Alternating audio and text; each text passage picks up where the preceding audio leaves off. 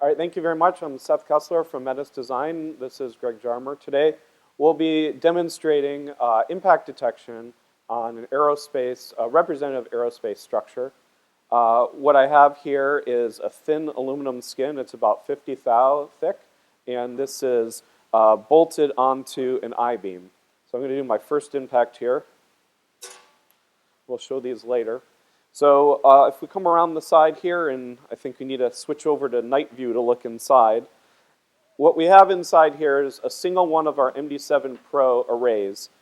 It's mounted, if you can see there, in the top of our skin here, and that's doing our beamforming, and then that comes in over here to our hub, where we're doing our actual recording of the data. So data acquisition's there, this is storing it, and then we're transferring it over USB. So if I come over here and do our second impact now, just above the stagnation line. So when I'm impacting it like this, I'm introducing broadband energy into the structure, and waves are propagating across the entire thing. I have my array right here in the center, and what I'm getting is all these waves propagating through here, and I look at the different arrival times, and I'm able to separate out the phase from my beamforming array. And then our algorithm, which we'll show in a few minutes, is basically looking at all the possibilities of all those waves and when they would arrive. I'm going to do my last impact. I'm going to try to bounce it off the table to get the underside here. So what we're doing here again is we're propagating the waves, and the algorithm will animate. Right now, Greg is going to download all the data, and then we'll start processing it over here before the end of the 5 minutes.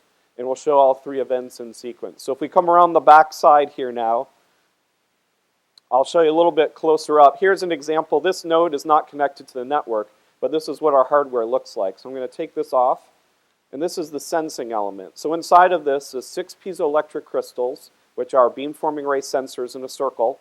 In the center of that, I have an actuator, a piezoelectric crystal. So my sensors are doing my passive detection in acoustic emission mode.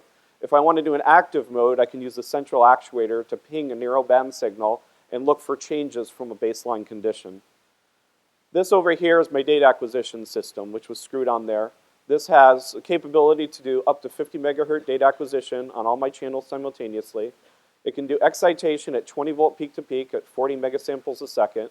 I can also attach onto it up to 8 channels of 1 megahertz data acquisition to pull in other differential voltage signals, and I have a triaxial accelerometer built into it. I can daisy chain on a digital bus between 1 and 200 of these depending on the cable length. We're processing now, so I'm going to come around the front, and we should start showing data in a minute. So Greg's going to show the 3 events sequentially. The first one, if you remember, was near the bolts up on the top on the left side.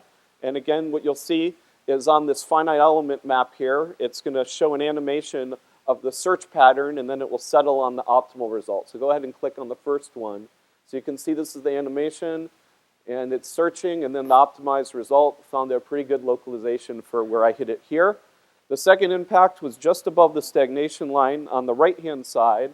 You can see, again, it propagating out and settling on. And the third one was the one I tried to bounce off the table and hit kind of slightly below the stagnation line.